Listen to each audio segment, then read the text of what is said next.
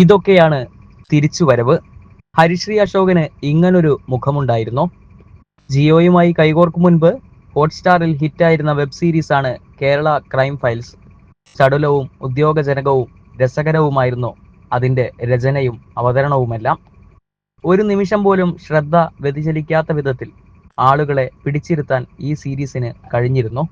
ആ വിജയത്തിന്റെ പിൻഫലമാവാം സീസൺ 2 എന്ന പദ്ധതിയിലേക്ക് അണിയറ പ്രവർത്തകരെ നയിച്ചത്.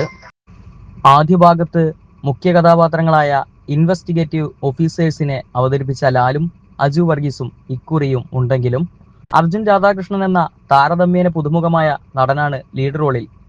വ്യവസ്ഥാപിതമായ അർത്ഥത്തിലുള്ള ഒരു നായക കഥാപാത്രത്തിലൂടെ സഞ്ചരിക്കുന്ന സീരീസല്ല ഇത്. ഒരു സംഘം അന്വേഷണ ഉദ്യോഗസ്ഥന്മാരിൽ കുറച്ച് മുന്നിട്ട് നിൽക്കുന്നു എന്ന അർത്ഥത്തിൽ മാത്രമാണ് അർജുന് മുൻതൂക്കം. കണ്ണൂർ സ്ക്വാഡ്, പട അടക്കമുള്ള മലയാള സിനിമകളിലും APJ അബ്ദുൽ കലാമിന്റെ ജീവിതം പറഞ്ഞ സോണി ലിവ് സീരീസിലും അഭിനയിച്ചിട്ടുണ്ട് അർജുൻ.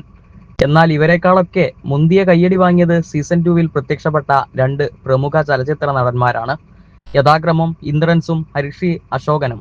തമാശ വേഷങ്ങളിൽ തളച്ചിടപ്പെട്ട അശോകൻ അപൂർവം ചില സിനിമകളിൽ വേറിട്ട വേഷങ്ങളും സീരിയസ് കഥാപാത്രങ്ങളും ചെയ്തിട്ടുണ്ടെങ്കിലും അവിടെ നിന്നെല്ലാമുള്ള ജംപ് കട്ടാണ് ക്രൈം ഫയൽസിലെ അയ്യപ്പൻ.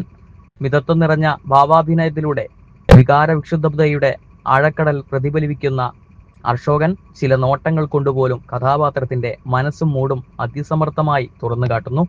പോലീസുകാരൻ അമ്പിളി രാജു എന്ന കഥാപാത്രത്തെ അവതരിപ്പിക്കുന്ന ഇന്ദ്രൻസ് എന്ന വ്യക്തിയെ പൂർണ്ണമായി മാറ്റിവെച്ച് കഥാപാത്രത്തിലേക്ക് ആഴത്തിലും പരപ്പിലും ഇറങ്ങിച്ചെല്ലുകയാണ്.